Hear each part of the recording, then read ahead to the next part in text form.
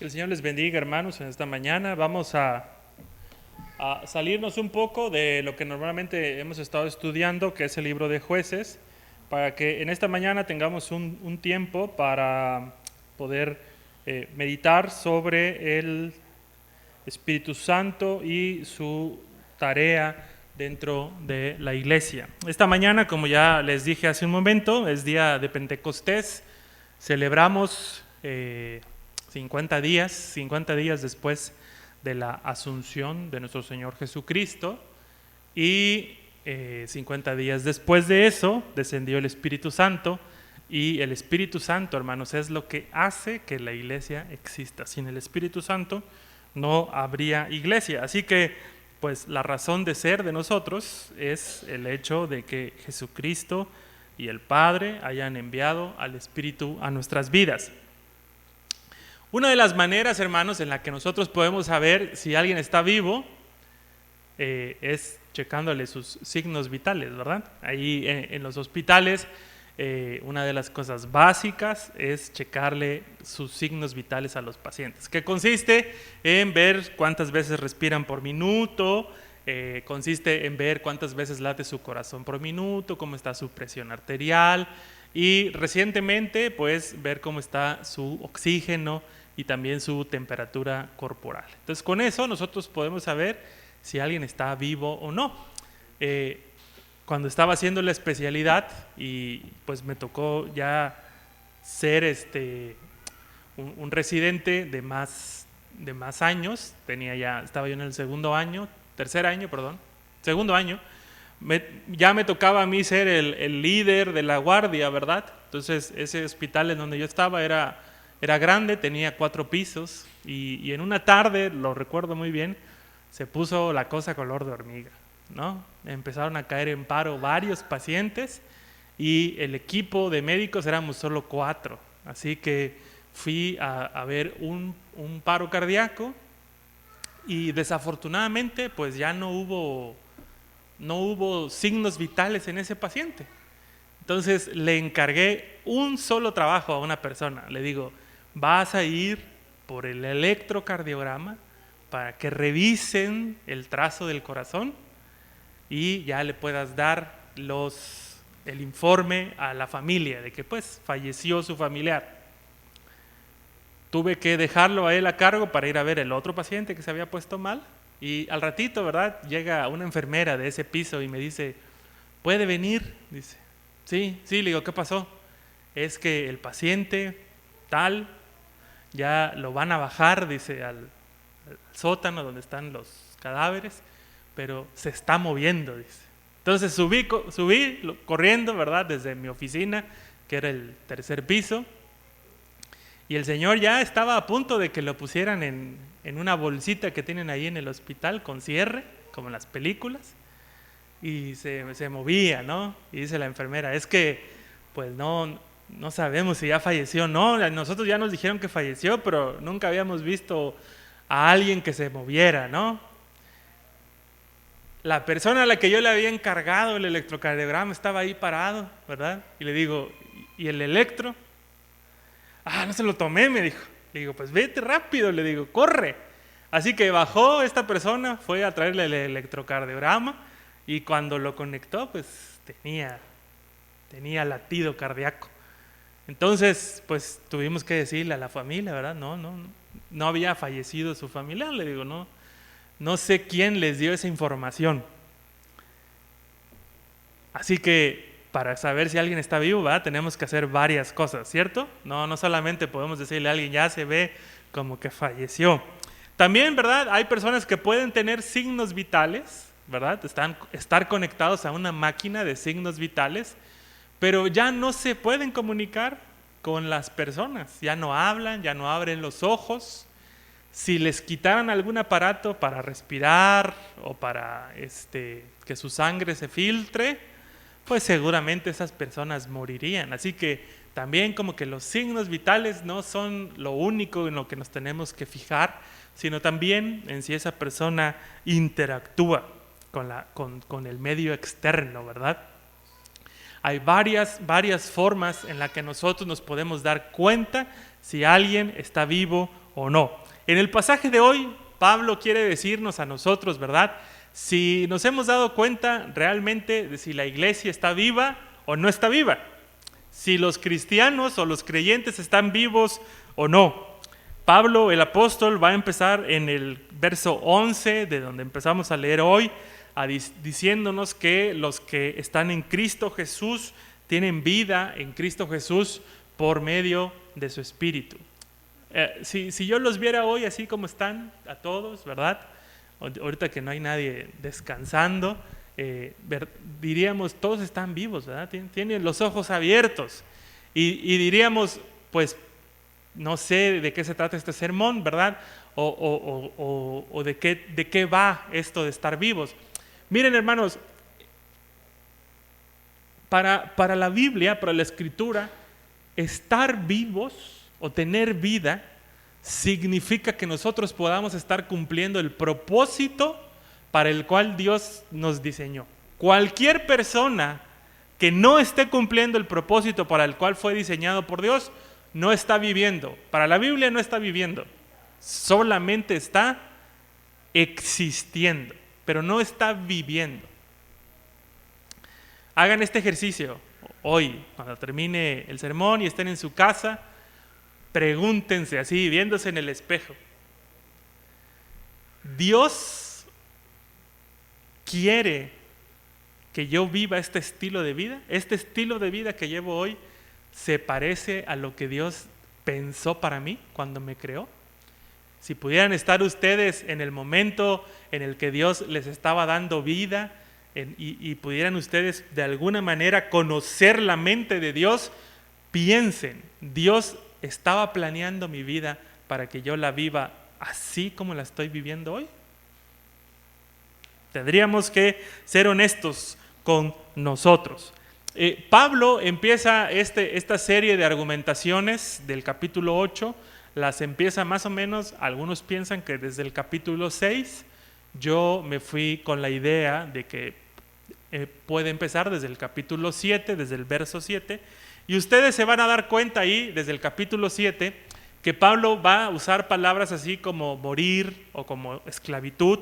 Por ejemplo, dice Pablo en el verso 7, en el capítulo 7 del verso 9, en el verso 9 del capítulo 7, dice Pablo: cuando vino el mandamiento, cobró vida el pecado y yo morí.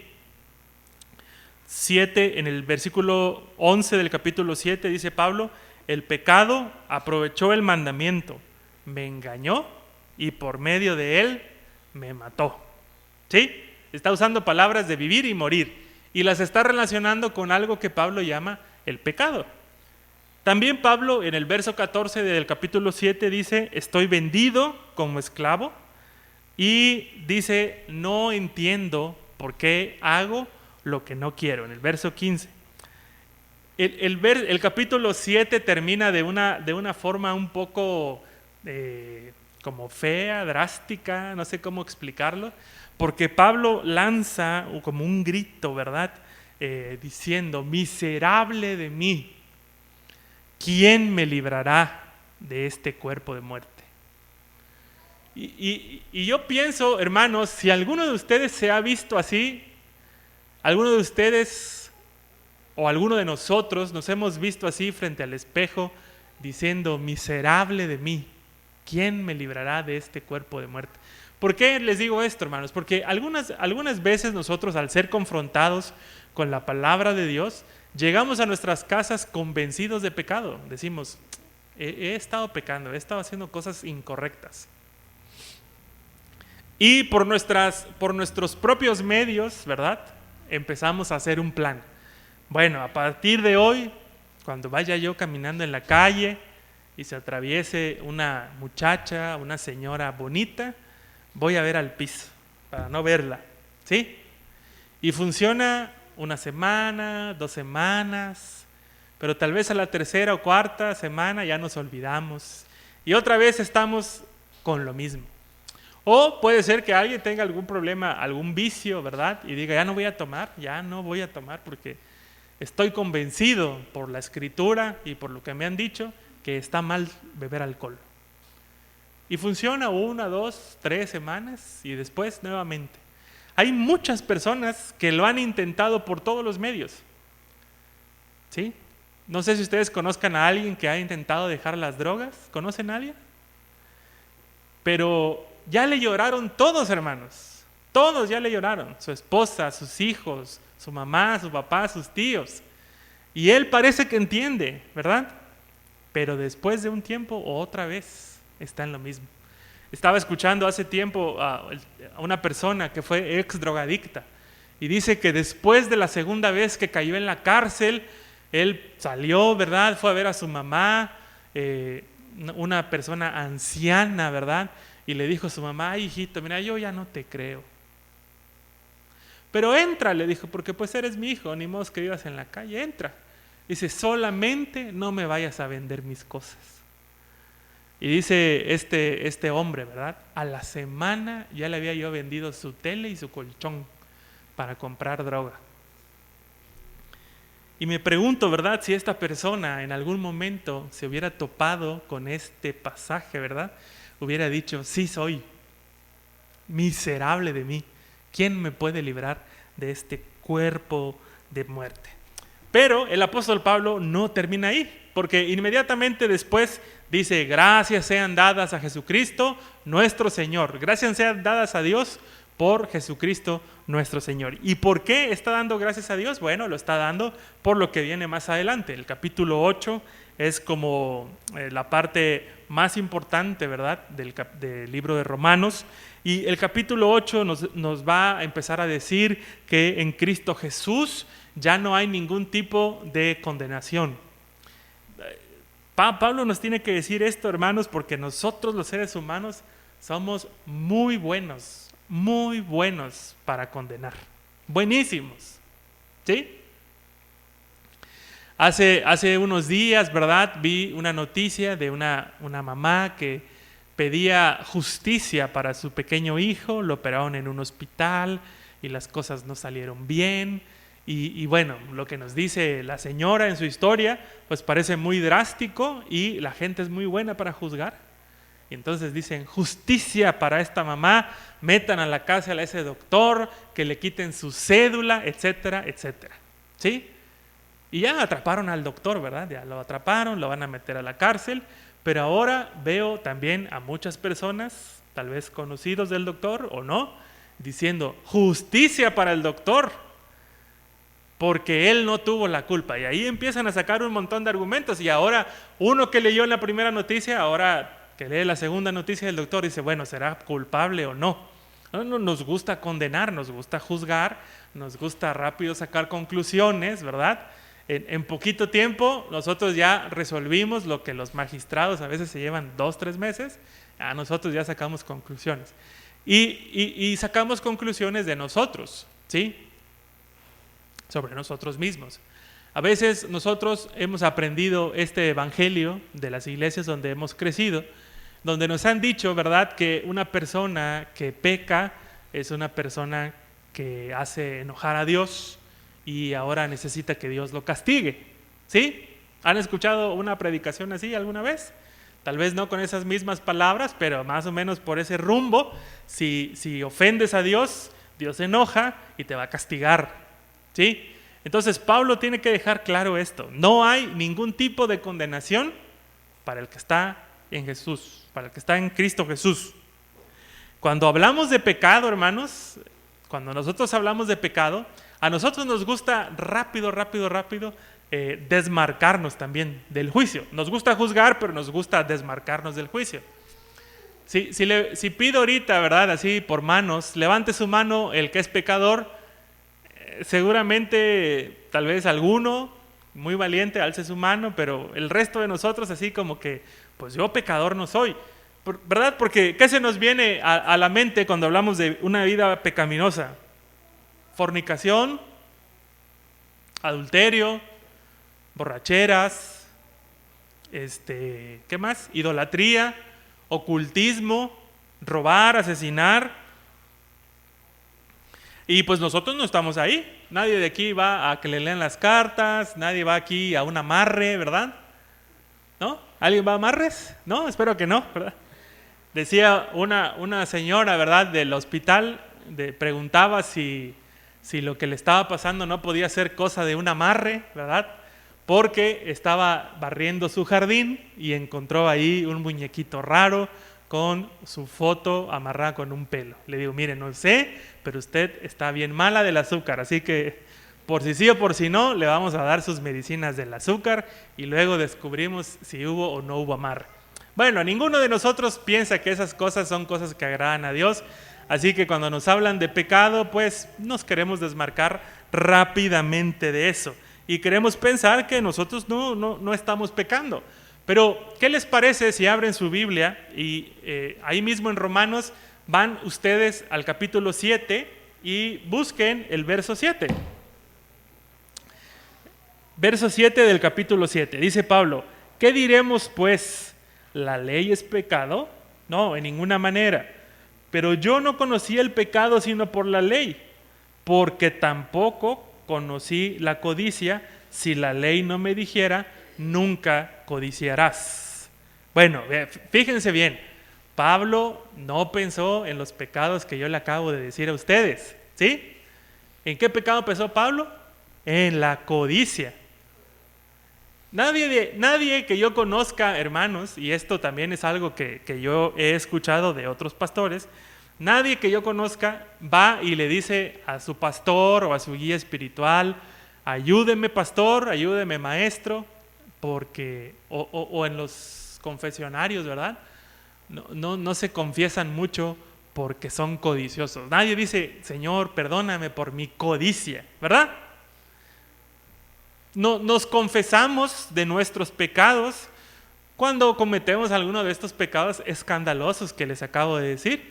Si alguno de ustedes preocupado por su salud o por algún plan futuro va a que le lean las cartas, va con un brujo, ¿verdad? Tal vez por la tarde, noche ya se está sintiendo mal y le va a pedir perdón a Dios. Pero si alguien codicia, lo va a dejar pasar, ¿no? Si alguien es envidioso, lo va a dejar pasar. Si alguien es iracundo, lo va a dejar pasar y le va a echar la culpa a su mal carácter. Va a decir, así somos todos los Mendoza, así somos, bravos. Nunca respondemos bien, pero es porque soy Mendoza. No es porque haya pecado en mí, no, es por mi carácter. Pero Pablo nos quiere mostrar esta triste realidad. Somos esclavos del pecado, hermanos. Cuando nosotros buscamos que nuestra naturaleza humana, nuestros propios deseos sean cubiertos, nosotros somos esclavos del pecado. Tener la ley en mente, hermanos, que ustedes conozcan la ley de Dios en su mente, no los exime, ni me exime a mí de la condenación por el pecado. Dice Craig Kenner, que es un teólogo del Nuevo Testamento, dice, el problema de la ley está en lo siguiente: la ley estaba diseñada para enseñarnos con rectitud el bien y el mal, pero la ley no estaba diseñada para transformarnos. Algunas personas piensan, hermanos, que lo que se tiene que hacer de un púlpito cristiano es predicar todo el tiempo acerca del pecado. Y yo tengo que hacer una lista, hermanos, en mi casa como su pastor, e ir viendo, ¿verdad? A ver de qué los vi pecar esta semana los hermanos, como de qué andan pecando, ¿verdad? O andarlos entrevistando por ahí, hermanos, hermana, de qué peca más su esposo, y irlo anotando, ¿verdad? Para que ya el siguiente domingo les prepare un sermón sobre eso. Pero la realidad no es esa, hermanos. Si bien el pecado tiene un poder impresionante sobre nuestras vidas, Pablo quiere dejarnos hoy a nosotros los creyentes la certeza de que por tener el Espíritu de Dios en nuestras vidas, ahora es posible que nosotros podamos vivir lejos del pecado. Algunos de nosotros el día de hoy podemos sentirnos ya desahuciados, ¿sí? Sin signos vitales espirituales. Ya si examinamos nuestra vida espiritual, podemos darnos cuenta, ¿verdad?, que estamos muertos, ¿sí? Alguno de ustedes puede hacer una pequeña reflexión ahorita en su cabeza y decir, pues yo la verdad estoy muy, muy lejos de Dios. Estoy muy lejos de Dios, Dios no me escucha, Dios ya me olvidó, no hay forma en la que yo restaure mi relación con Él. Pero, hermanos, quiero decirles otra cosa. A lo mejor alguno de ustedes se toma los signos vitales y dice, yo oro, yo leo mi Biblia, traigo ofrenda, vengo al templo, pero mi vida espiritual se siente vacía. Estoy vacío. Por donde yo le vea, no tengo vida espiritual. Por eso Pablo, ¿verdad?, expresa este grito: miserable de mí, ¿quién me librará de este cuerpo de muerte? Pero las buenas noticias, hermanos, son, como dice Pablo, que Cristo Jesús hizo todo este camino por nosotros, para que nosotros ahora, por medio de la fe en Él, podamos tener una esperanza. Pablo expresa, ¿verdad?, que en la naturaleza del Señor Jesús, el Señor, ¿verdad?, le dio cumplimiento a sus demandas, y ahora en la resurrección de Cristo nosotros podemos tener esperanza para no pecar más. Quiero decirles una cosa, miren, había un profeta, bueno, en nuestras Biblias está el profeta, se llama Ezequiel, y el profeta Ezequiel es un profeta que le está hablando al pueblo de Israel en el exilio, ¿sí? Y le está diciendo al pueblo de Israel que en algún momento, ¿sí?, Dios va a traer su espíritu. Y ese espíritu que Dios dice que va a traer nos va a ayudar a nosotros para tener un corazón de carne. ¿Se acuerdan en dónde estaban escritas los mandamientos? Estaban escritos en piedra, ¿sí? Y a veces pareciera que los mandamientos de Dios también están escritos en piedra, porque a nosotros no nos bajan al corazón. Y lo que el profeta Ezequiel dice, ¿verdad?, es que cuando el Espíritu Santo venga a la vida de las personas, este corazón de piedra se va a transformar en un corazón de carne, y Dios va a darnos su ley, pero su ley nos la va a dar en el corazón. Pablo, el apóstol, quiere darnos a nosotros, ¿verdad, hermanos?, hoy esperanza. No estamos desahuciados. No estamos desahuciados. Hermanos, eso que ustedes y yo experimentamos cada cierto tiempo, en donde sentimos que nuestra vida espiritual no avanza, que está estancada, dice Pablo, no es el fin. No están desahuciados. Tienen que tener esperanza. Hay una oportunidad. Pablo quiere guiarnos a esta nueva libertad en la que nos dice que Jesús nos ha librado del pecado, pero también nos ha librado de la condenación, ¿sí? Este pasaje nos lleva, hermanos, a una reflexión muy importante. Cuando Dios le da al pueblo de Israel la ley, las tablas de los 10 mandamientos, se los da escritos en unas tablas de piedra, pero la idea del Éxodo, hermanos, es que Dios estaba con el pueblo de Israel de día y de noche. Así que no solamente le dio la ley, sino también los acompañó. Y ahora con el Espíritu Santo, hermanos, Dios nos da su ley en nuestro corazón, pero también nos acompaña todo el tiempo, de día y de noche, porque lo que Dios quiere, hermanos, es que nosotros podamos cumplir su ley para vivir una vida cerca de Él. Una de las ideas, hermanos, con las que Satanás nos ataca todo el tiempo es con ideas de mentira, o son ideas engañosas. Miren, yo no sé si esto les pasa a ustedes, pero uno de los sentimientos o de las emociones que más se ve reflejado en la vida de los creyentes es un sentimiento como de fatiga, de cansancio, ¿sí? Ocurre más o menos entre el sábado y el domingo, ¿sí? Nos sentimos muy cansados, ¿sí? Y sentimos de que, ¿cuándo va a acabar esto? ¿No? Ese sentimiento, esa fatiga, hermanos, se debe en parte, y esto lo han descrito pues varios padres del desierto, se debe en parte a porque nuestra vida está en una constante lucha. ¿Ustedes están en lucha, hermanos? ¿Sí? ¿Hay veces que quieren hacer el bien y no pueden?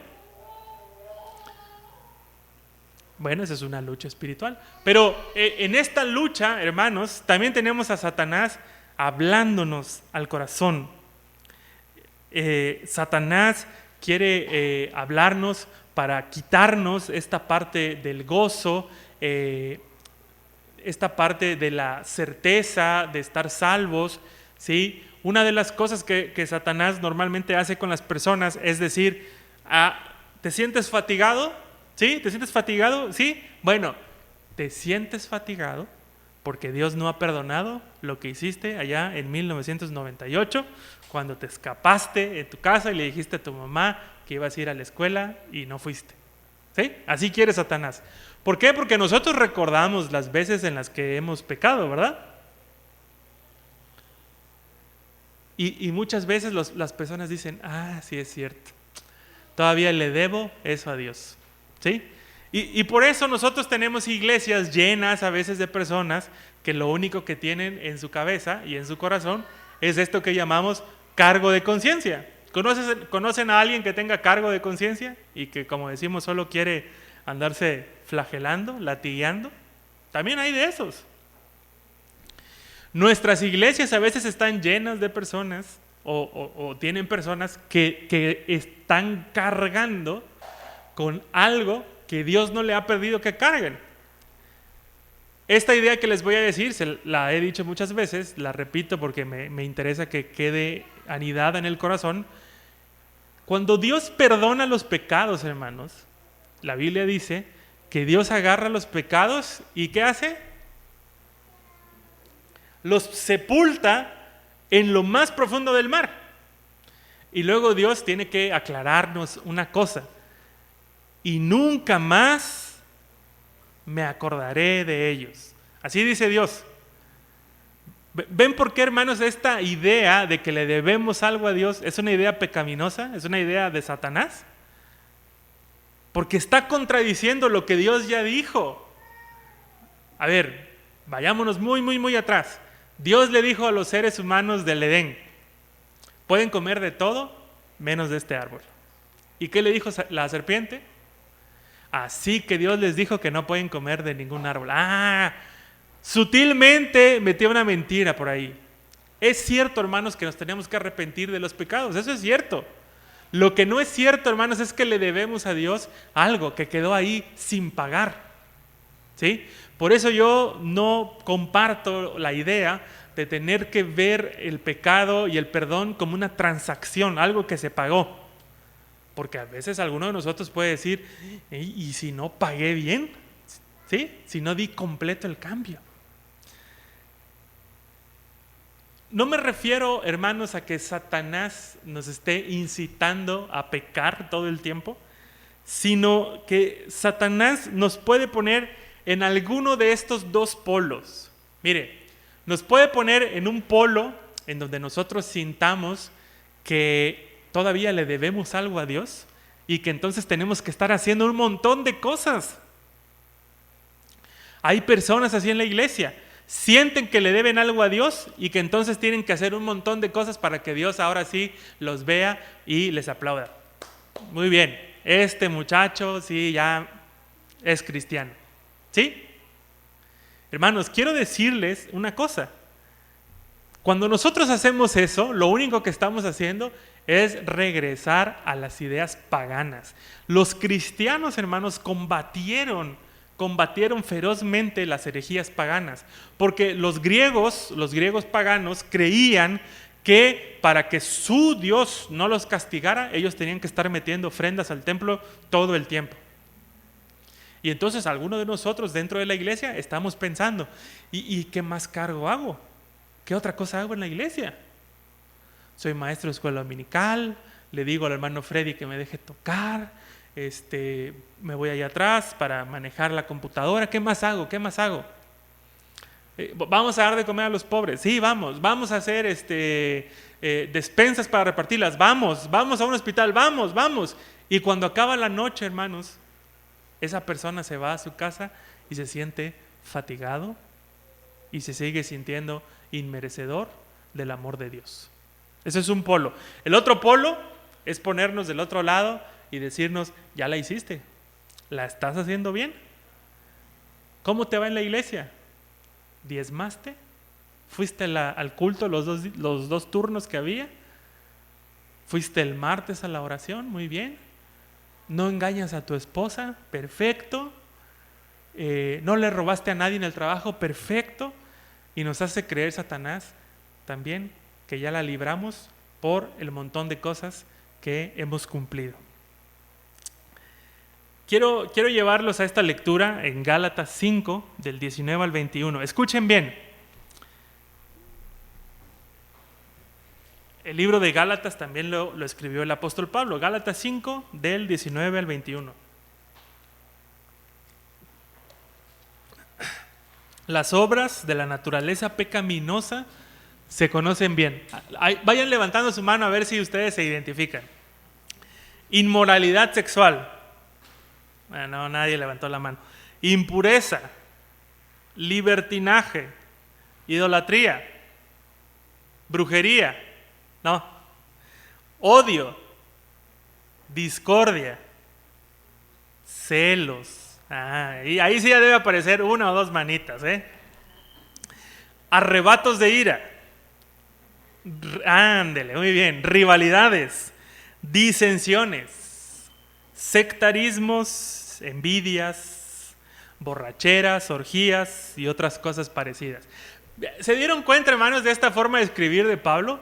A esta forma de escribir se le dice bocadillo o encuadre, porque Pablo pone cosas muy obvias en los extremos, pero pone cosas no tan obvias en medio.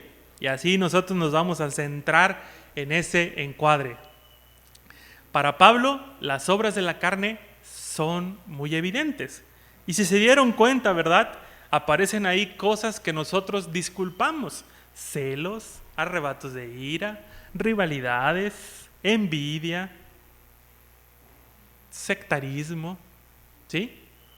Y dice el apóstol Pablo, les advierto ahora, como lo hice antes, los que practican tales cosas no heredarán el reino de Dios. Tenemos que ponernos ahí, ¿verdad? A ver, apóstol Pablo, enséñame si he estado haciendo cosas que son de la naturaleza pecaminosa. Como nuestras iglesias, hermanos, nuestras iglesias aquí en México son herederas de la tradición norteamericana, nosotros tenemos un problema muy grave, hermanos, con la moralidad sexual. Tenemos un problema gravísimo con eso. Parece ser que es lo único que le interesa a los predicadores. Solamente vamos a hablar de moralidad. Ya si por ahí alguien es celoso, tiene arrebatos de ira, se pelea, grita, bueno, eso ya lo verá con Dios cuando llegue al cielo. Pero por favor, que nadie engañe a su esposa, que nadie vaya a caer en el pecado de la homosexualidad, que nadie vaya a caer en las borracheras, porque eso sí, a Dios no le gusta. Y para el apóstol Pablo dice, todos los que yo puse ahí y otros más, porque él dice, Pablo, y cosas semejantes no heredarán el reino de los cielos. Por eso Pablo nos tiene que prevenir, hermanos. Nos tiene que prevenir y nos tiene que decir a nosotros, la naturaleza de nuestra carne, la naturaleza pecaminosa, tiende a querer satisfacer sus propios deseos.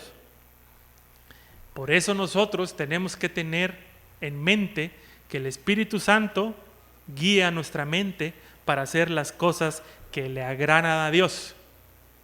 No somos nosotros.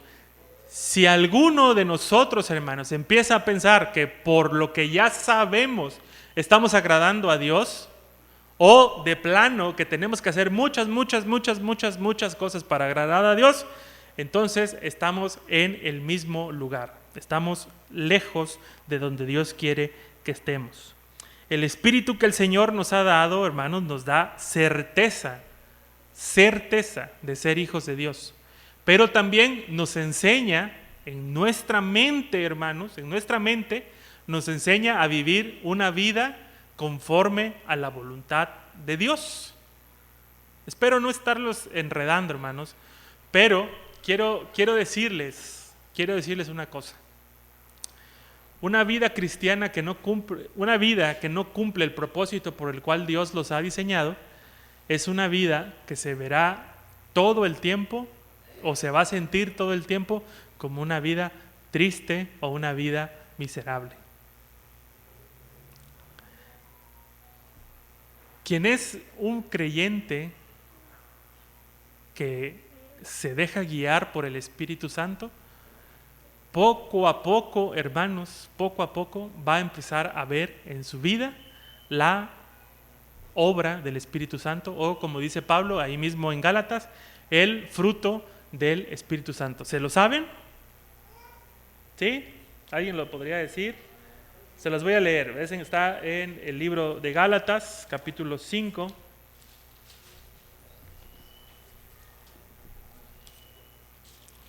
Gálatas, capítulo 5, verso 22.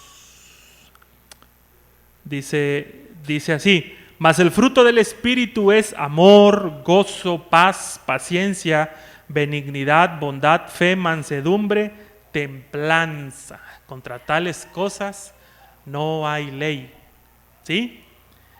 Como el apóstol Pablo dice, más el fruto del Espíritu, entonces podríamos quedarnos nosotros nada más con amor. Más el fruto del Espíritu es amor. ¿Sí? Ese es el fruto del Espíritu, amor. Y todo lo demás que aparece ahí son los frutos del amor. ¿Qué les parece? Gozo, paz, paciencia, benignidad, bondad, fe y mansedumbre. El Espíritu Santo empieza a transformar nuestras vidas cuando empieza a haber amor. Hermanos, ¿quieren cumplir la ley de Dios? Tiene que nacer el amor de Dios en ustedes. No hay otra forma. ¿Cómo podemos vivir una vida moralmente que agrade a Dios? Amando a Dios y amando a nuestro prójimo. Si yo amo a mi esposa, voy a hacer todo lo que esté en mis manos para no dañarla. Amén. Y ya ni siquiera me voy a preocupar solamente por no engañarla, sino más bien por no hacerla infeliz. ¿Está bien? ¿De acuerdo? Ahora, quiero combatir los arrebatos de ira que dice Pablo en el capítulo 5, pues necesito templanza, necesito mansedumbre. Pero no puedo tener templanza y mansedumbre si no tengo amor. ¿Cuál es la única forma en la que yo me puedo controlar de mis arrebatos de ira? Amando. Amo a mi hijo, amo a mis hijos. ¿Estará bien que yo descargue mi furia sobre ellos porque hicieron algo que a mí me irrita o me incomoda? La única forma de ganar mansedumbre y templanza es que haya amor en nuestras vidas. Pero el apóstol Pablo, hermanos, y con esto quiero ir terminando, el apóstol Pablo no se queda solamente en lo intelectual. Y espero que esta última parte del sermón les atraiga, llame su atención. El apóstol Pablo no se queda solo con lo intelectual. Dice el apóstol Pablo, el Espíritu del Señor nos da certeza de ser hijos. Y por este mismo Espíritu es que nosotros podemos clamar, Abba, Padre. Miren, no es casualidad que el apóstol Pablo haya escrito Abba, Padre. ¿Sí?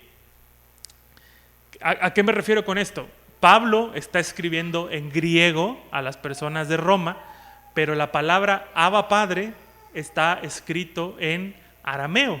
Así que Pablo escribió todo lo demás en griego y ese pedacito, Abba Padre, lo escribió en arameo. Examen así rapidísimo, de 2 segundos. ¿Quién es la primer persona de la Biblia que clama Abba Padre? Jesús. ¿Sí? Entonces Pablo tiene en mente el clamor de Jesús, Abba Padre, como la única forma en la que nosotros como cristianos podemos clamar Abba Padre.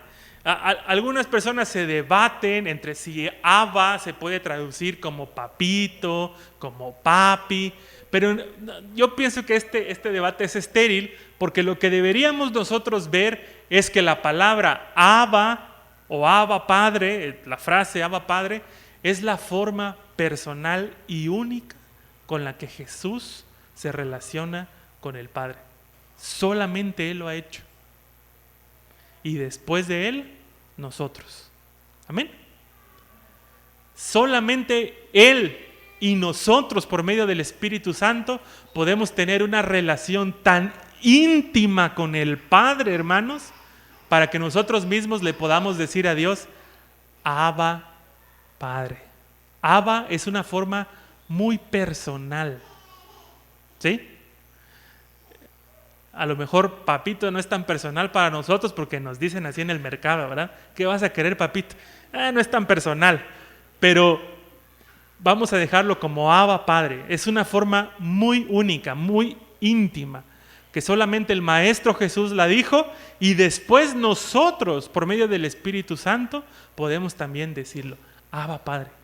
Y entonces el apóstol Pablo está diciendo, ser hijos de Dios es algo que el Espíritu Santo les dice.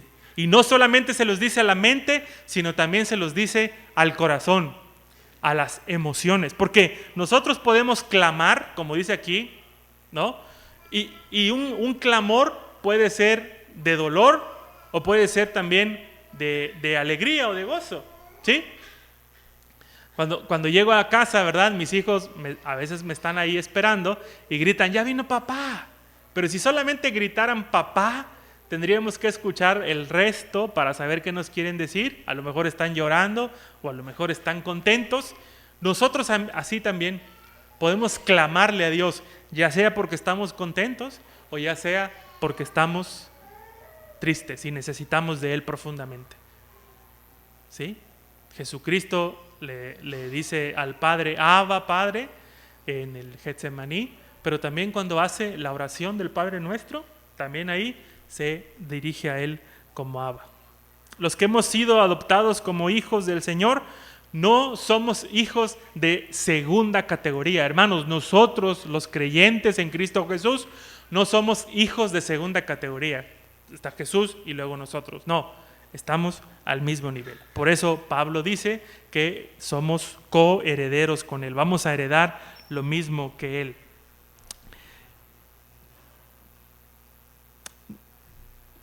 Finalmente, hermanos, quiero hablarles de esto. Ya no me quedan nada más unos cuantos minutos. La Escritura, hermanos, la Escritura nos cuenta la vida de un hombre que se llamó Abraham. ¿Lo identifican? ¿Abraham? ¿Sí? ¿Qué les parece a Abraham? ¿Es bueno? ¿Malo? En general vamos a decir es bueno, ¿no? Si alguien mira con lupa la vida de Abraham, se va a dar cuenta que Abraham también tenía sus cositas, ¿no? Era mentiroso, también era preferencial, ¿sí? Prefirió a Ismael que a Isaac.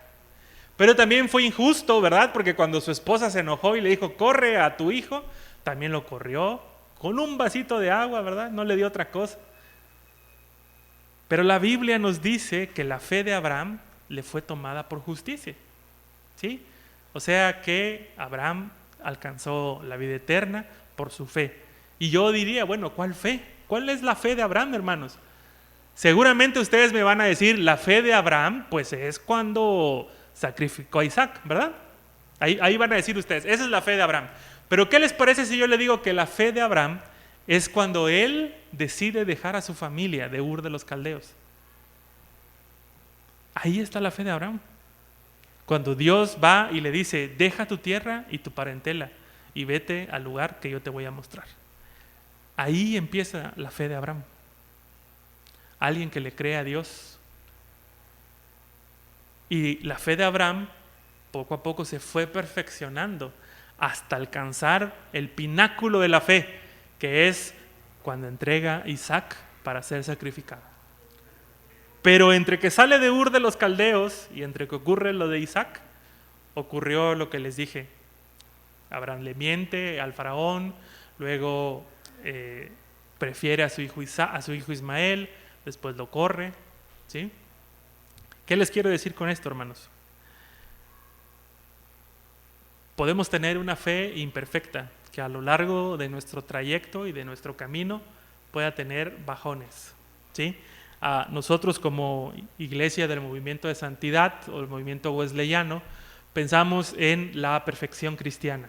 Y a algunas personas les choca hablar de perfección cristiana porque sienten que no se puede ser perfecto, ¿no?